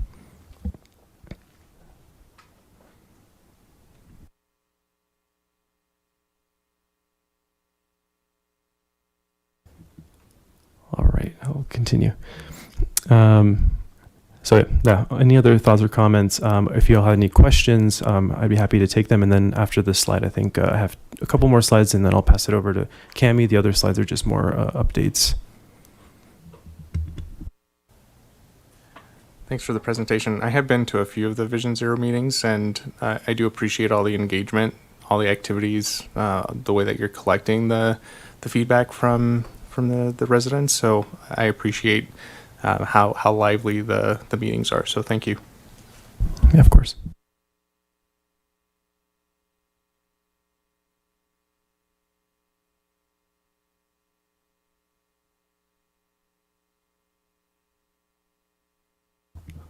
Alrighty. So really the last few slides on my end are the community walk audit. Again, it's the 26th from 10 to 12:30. There is a RSVP link. I think if you all got the printout, it'll be on there as well. So feel free to RSVP there. And we hope to make it fun and experiential. And also I hope to collaborate with some of our city staff to bring in their expertise and talk about the built environment. And then this just kind of closing out here. Our next task force meeting is August 7th. So feel free to join. We have done pizza for the last two times. So we'll probably, it won't be pizza next time, but it was really good pizza. But anyways, August 7th. So we hope to see you there.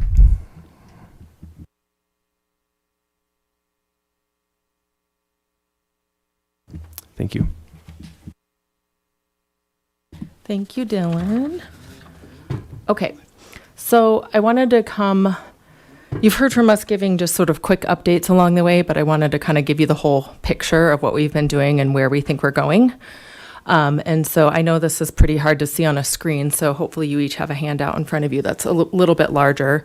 And just to orient you to what we're looking at, there's a key at the bottom, if you're wondering what all of my little acronyms are. So the key's at the bottom.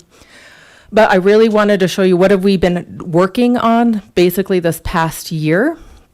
In the middle, you'll see a star with sort of some yellow columns. That's really where we are now, with the goal of trying to have a public launch of our Vision Zero equitable engagement plan that Dylan's been talking about, trying to, bring these engagement approaches to life to engage with our community in September.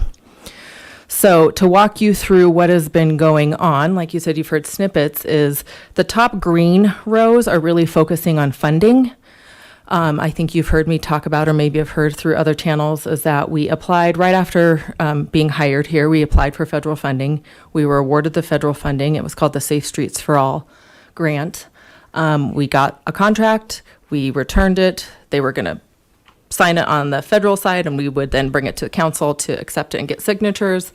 And right in the middle of that process is when the administration change happened and all of the federal contracts basically were paused come January. So we've not yet been able to sign a contract or have received those federal funds. So those have been currently kind of in wait or in pause this entire year so far. So if you go down to the second row where it says Action Plan Funding Plan B, essentially what we have decided to do internally is self-fund the action plan, since we have no idea how long getting through the federal process is going to take. It could happen very quickly. It could take 6 more months to who knows. There has been some advancement just in the last week activity around federal funding, but right now it's really being looked at the legal level, what's legal, what's not legal. There are lawsuits going on, there's counter lawsuits going on all around this federal funding. So again, we don't know when we're going to get this funding. So we are committed as a city and a staff to get this Vision Zero Equitable Engagement Plan done. And we are going to self-fund it, at least with the $2025 that we have budgeted this year, to at least start with phase 1 of what we're calling the action plan. And we think we'll have to break it up into a couple phases and then ask for phase 2 funding to City Council for next year. So if you go down to the blue bars, that's sort of where you'll see we've been calling this kind of whole wait time, why we've been figuring out how long it's going to take to get our federal dollars. We've been trying to, what can we get accomplished and get a head start on this whole time. So we've been calling it our pre-work phase. So we've been doing a lot of data analysis, a lot of community engagement, a lot of stakeholder relationship building, anything we can to sort of give us a leg up that whenever we get funding to start, we will be prepared to go quickly and get the plan done as quickly as possible. So through the task force, for those of you who have come, you've seen some data being presented. We've done a lot of community engagement, talking with those engaged community members already. So that's the work we've been doing in the pre-work phase. And so you'll see in June, we're hoping, as you can see down SM, to launch. We have a story map that has really looked at what are our top 10 types of fatal crashes. We've got that sorted out. Looking at countermeasures that match addressing those fatal crashes. So hopefully that will be published online to start beginning that transparent data sharing. So all of what we've been doing in this pre-work phase can begin to be shared with the public. This month we'll have that up. We're also working on a database, a crash database that we hope to have finished in the next month or two that will help eventually streamline our crash analyses processes that we go through every year to produce the crash report. That's something that the traffic engineering team has really been helping take the lead on, and we're right in there supporting it. Because once that crash database is built, it will also help us launch what we're calling is a dashboard. A public-facing Vision Zero dashboard that will also be another way to share the data that we know about, explaining to the larger public what is going on in city, what are the needs, and how are the projects we're bringing forward connected to those needs. And then we're working on a fact sheet. So hopefully the results of all this pre-work you will see the fruits of those labors come to life this summer, all in attempt to have that all ready and available when we launch the Vision Zero Action Plan development process publicly. So phase 1, as I mentioned, is going to hopefully be this fall into winter, where we will bring forward, here's what we already know, community, give us your thoughts. Here are some project types that we're thinking of. It might be kind of hotspot type project responses, systemic type responses, systematic type responses. We're going to need to do some more data analysis to round out a project list that we would also then maybe bring back in phase 2. But the idea is that hopefully, because we have so much of a head start on kind of pre-writing and pre-doing a lot of the work through the planning process, it's not going to take us long to complete the process once we get to that public launch point. So moving down into the orange section, that is really kind of a summary that you can see where we launched our Vision Zero task force meetings last fall. We have been working on website updates. We have been meeting with a bunch of different city advisory boards, as Dylan has mentioned, key stakeholder meetings. And we are hopefully going to be launching a version of some Vision Zero classes where Dylan will be doing the external classes, kind of providing that general education to a wider group of public beyond our task force about what is Vision Zero, what does that mean as a way to get them engaged and bought into helping us develop the plan. And then I'm going to have a matched version essentially internally for staff that we'll start training other staff on as well to make sure that everyone understands what Vision Zero is and how to effectively engage in the action plan development process. So bringing it back down to really kind of what we're here for is that in the tan squares is really sort of our action plan development. What's left to do is we are hopefully bringing the first official Vision Zero annual update to City Council in August. We want to use that as a way to launch the public engagement process for the plan. We are also going to be developing and bringing forward a steering committee officially for the action plan development, where we'll have key stakeholder partners who really are subject matter experts that will help guide through the process. So we'll have the public engagement piece as well as those subject matter experts pieces through the steering committee. So as Dylan asked, if you have any great ideas of agencies we should tap for that, or individuals, go ahead and reach out to us at any point if you think of something after tonight. And so there'll be a formal invite to the steering committee. And again, we'll be giving council updates, advisory board updates all along, especially through each phase, kind of the typical planning process. But if all goes according to plan at this point, unless we're derailed by another unexpected delay that, we could not predict, just like we could not predict the federal pause and how long it was taking, or the lawsuits. We hope to take the plan to adoption next April in the spring. It would coincide nicely with the 2-year adoption or the anniversary of the adoption of the Vision Zero resolution if we do hit that April mark. So that's really kind of the big picture view of what we've been doing and where we plan to go. So you're going to start seeing a lot more, I think, information probably on our social media sites, press releases, all these things, where we're going to basically actualize all the feedback we've gotten back, not only from you, but from our other key stakeholders of how to do engagement well to get some really good turnout for the Vision Zero Equitable Engagement Plan development process. So this is our big picture timeline. Open to questions, I guess, at this point about our timeline or our process, if any.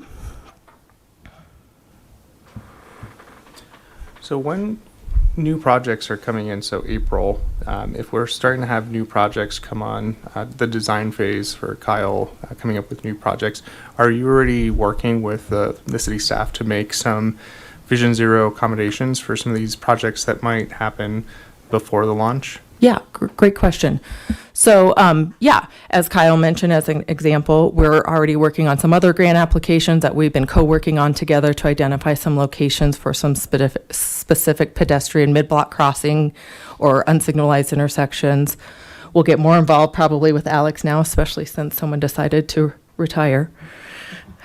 Get more involved in the conversations of the existing projects as well. We've been key at the 21st and Main was really the first project kind of from early on in the process that we've been involved with. So we're sort of trying to catch up with all the existing CIP projects to make ourselves available to give input. So we're trying to jump in where we can and influence the process where we can, but I do think city staff understands that pedestrians and bicyclists should be the priority. I don't think I need to be there for them to know that.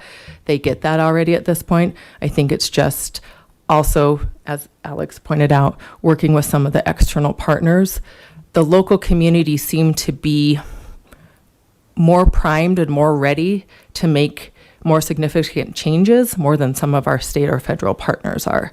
So it's a bit of a challenge to try to sync that up of we're asking them to meet us where we're at and they're not quite ready to do that. So we're doing what we can. So we're getting involved in as many projects. Again, we're trying to launch this process, but there is only one of us at this, 2 of us at this point. So being involved in every project has been a little bit difficult to be as in the weeds as maybe we would like to be with every project, but we're doing the best we can to at least be aware, give input, give reviews, whatever it might be. But we'll be more and more involved as new projects come involved from the very beginning versus projects like this one, which have been already in the works for years and years and years and years.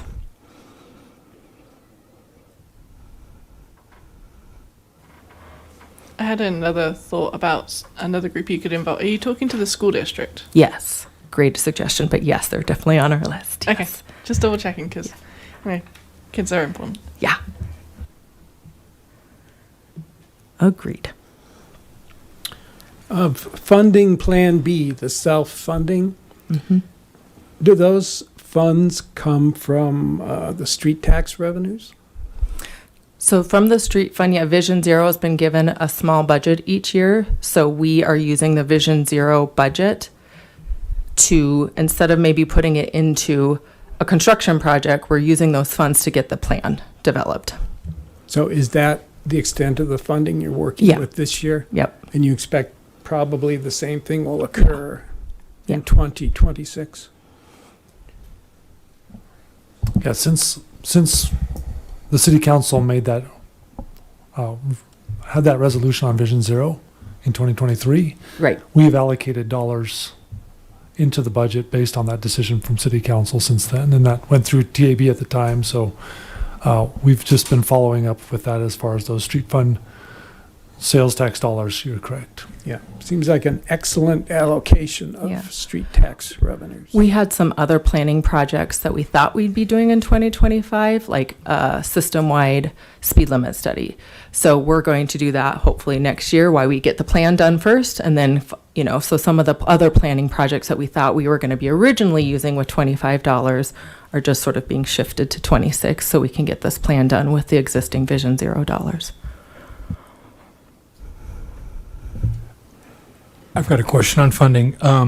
If the federal funding is completely cut off, which I suppose is possible, is the city prepared to self-fund it, or are we going to have to scale back any of the effort for Vision Zero and things associated with it? So let me see if I understand your question right, just to make sure. If the federal funding grant that we got, it had 3 projects named in it. If we don't ever get that, it is not the only funding source that can fund these 3 projects. We are prioritizing getting the action plan done first. The other 2 projects are also shelved at this point for 2026 and have been put in the 26 budget request to also self-fund if we need to, instead of just waiting for these federal dollars that we just don't know how long it's going to take to sort through all the legal processes to have them show up. And they're worth it dollars if they do show up. There's other considerations well above and beyond SS4A as far as what the city may decide to do around federal funds. Our contract just happened to be the first that got the language under the new Trump administration with their contract language. So it's just now kind of sparking council and leadership to have the conversation now that we see what the actual language is. So, Great, thank you. yeah. How much money is being held back? Yeah, good question. So we had a $1.2 million grant award and a $300,000 match from the city. So other projects and other departments and other, disciplines have, I think, bigger contracts than ours. And again, this is federal money at the time. So I'll just want to clarify, the source of the money is great. The source of the money and what the funds were intended for and the SS4A funding pot is not being questioned in any way. It's just the contract language that is causing all of the legal back and forth that has come up now. It's not any of the direct funding sources themselves that are causing the need to have further discussions around what do we do with these contracts if this is what the current language looks like versus what the Biden administration language look like.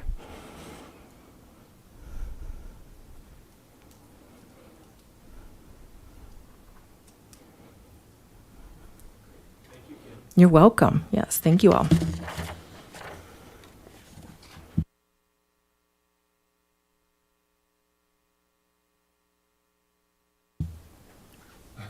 I did have one more slide. I kind of forgot about it. Just to share, this is what we have left to do before we get to launch. You can see it is, obviously, we're going to keep working and maintaining those connections with all the advisory boards and groups. We do want to keep talking to everybody about their community engagement preferences. Like I said, we need to do a lot of our baseline data sharing. We obviously need to identify consultants. So as soon as we can get an RFP out for consultant we're doing that. We're just trying to wrap up a few community engagement key conversations with partners about their preferences so we can round out what that request for proposals looks like, what we ask of consultants. We will be identifying the steering committee, so I'm sure some of you will see that. And then we're working on developing some educational marketing materials just around the development plan itself, and then hopefully we'll be launching. So now really done. That's it. Yes. I've got another question. Sure. With the red light and the speed cameras. Oh yeah. Will we be adding any Vision Zero language to either the warning letters or the materials of public safety do give folks initially? Is that part of that plan? Yeah, so we're actually working on an entire safe speed campaign that will reinforce and build upon what most people see now has only been an enforcement-focused message. So we want to get those other messages out around why speed is important and reducing speeds and all of that, and how these speed cameras is just one way to help us reach our goal.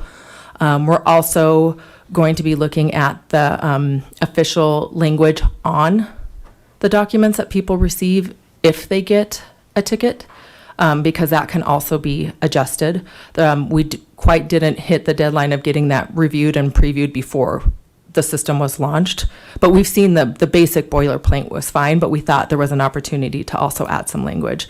We've been giving feedback to the police department about what language they could add on their FAQ page as we've come across it. And so through our communications team and their communications team, we're working together, and we just expect to keep adding more additional framing and language to have it go beyond just an enforcement lensed message, which is important, but we all here agree that we know it's bigger than just an enforcement lensed message.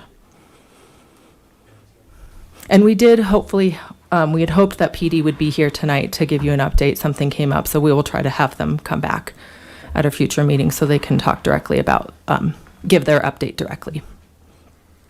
I was just wondering what type of other education you're embarking on in terms of helping all people be more safe on the streets. So like a bigger education drive, rather than like, are you going to do like webinars, or like just trying to give more information about how people can be safer on the streets? I think one of the key focus areas within the engagement or within the action plan development is going to be asking community what ways would they like to get education, so we can make sure that it is, once it's developed, delivered. I think, through the SAFE system, which we've talked about prior, safer roads, safer people, safer, speeds, all of that, there'll be educational focused campaigns and materials developed within each of those safe system buckets. But how and where to get that out is something that we hope to leverage through the action plan development process as well. So whenever we do get to those being ready to be delivered, we've already engaged with the community about how and where and who's interested. So I think hopefully it will be a robust mix, a diversified mix of opportunities that ultimately come forward. Okay. Yeah. I mean, education is key. Very, very important. Yeah, key to this. And the first thing that we'll hopefully see is we're working with regional partners right now on a Vision Zero mark, essentially a graphic that in plain language is going to define what Vision Zero is, that we can use in all materials moving forward and all educational pieces, but it will look the same in every single community within Boulder County. It'll just be colored, tailored per agency. So there'll be the Longmont branded version, there'll be the Lafayette branded version. And from there, the idea is that it could grow into a Vision Zero, just basic education campaign in and of itself. But we're starting at least with a graphic that plain language simplifies what is Vision Zero, just at its simplest core, because we know it's not a message or a term that people widely understand yet. Sorry, I wasn't at the last Vision Zero meeting. I was just wondering if you ever came up with a new name for the task force. I was Nope, just curious. not yet. It got tabled for this last meeting, but it's going to get picked back up. Okay. Yeah. I was just curious. So no decision made yet. Yeah, lots of opinions.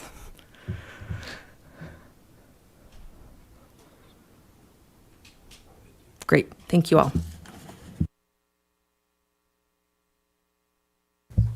So, Kaylee, we're not going to do the public safety and speed camera update, I take it, correct? Correct. Unfortunately, like Cami said, they weren't able to make it tonight. Okay. Okay. No action items? All right. Let's start with comments. We'll start on that side.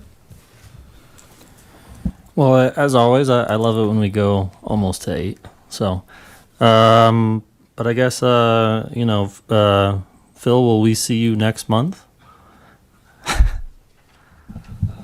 I did not apply. Okay. Well, Oh, sorry.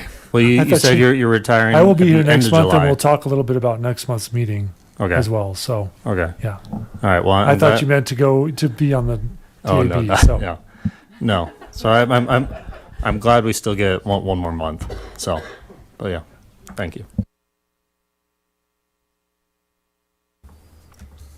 Well, thank you everyone who presented today. It's always good to hear about what's going on and have the opportunity to give comments and feedback. Phil, congratulations for retiring. You'll be, I'm sure, very missed at the city. You've been a great resource and for many years, of course, and I think it'll be hard to fill your shoes. So just thank you for all your work.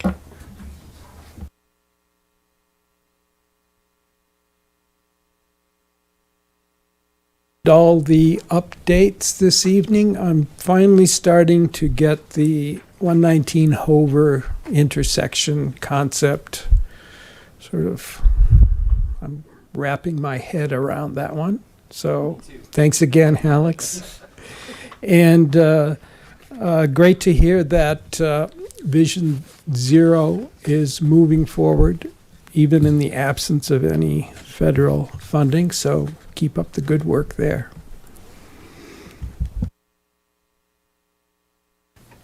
Thank you, Phil, for all your service that you've given to the city. You will be missed from the city staff and ourselves and all the residents that don't know all the hard work that you do.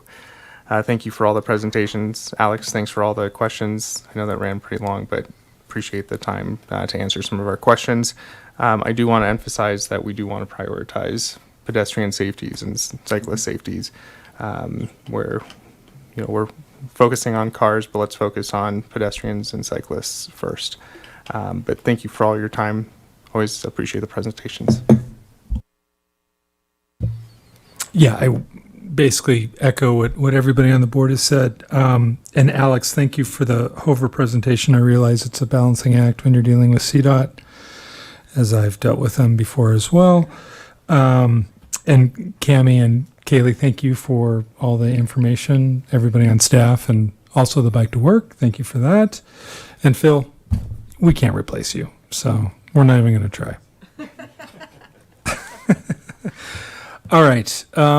We don't have our council member Yarbrough here, so items for the upcoming agenda for the next scheduled meeting, which would be July 14th.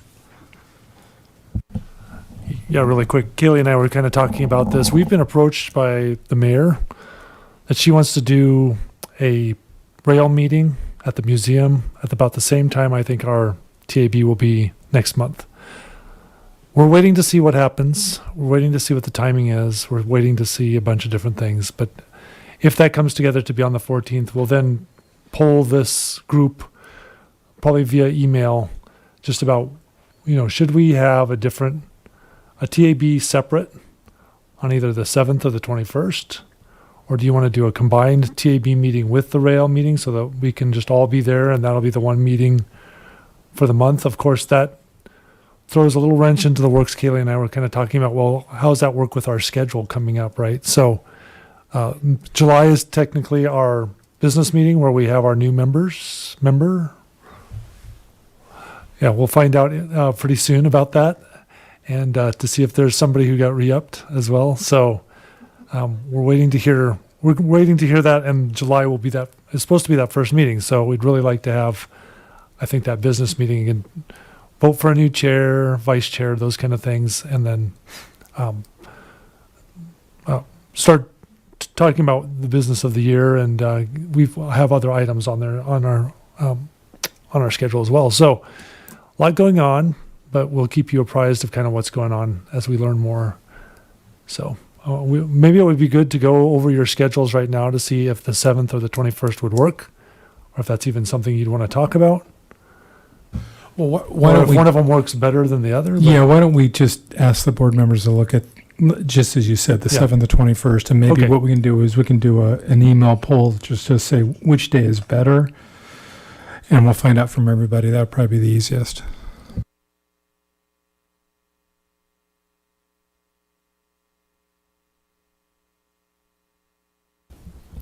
Phil, can you tell us more about this July 14th meeting?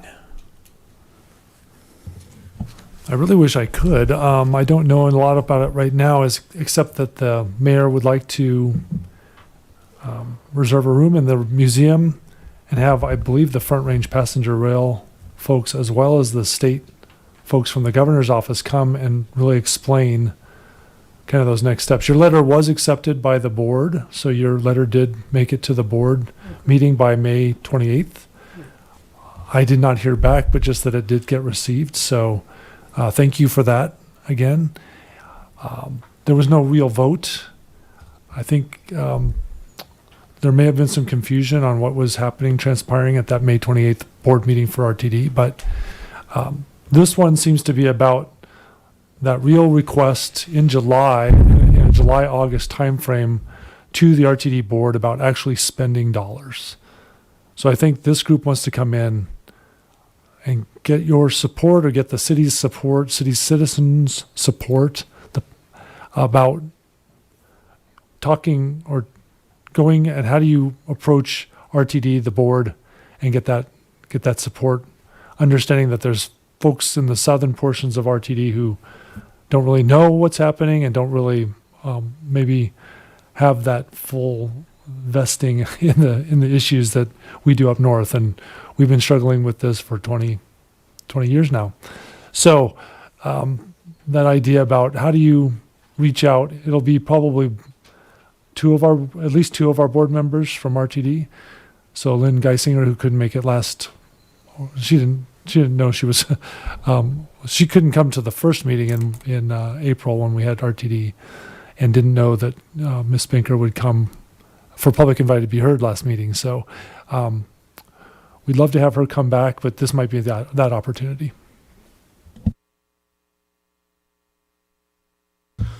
Okay. So that's pending then for the next meeting. And if there's anything else, I think we can adjourn before 8 o'clock. Great. Thank you, everybody.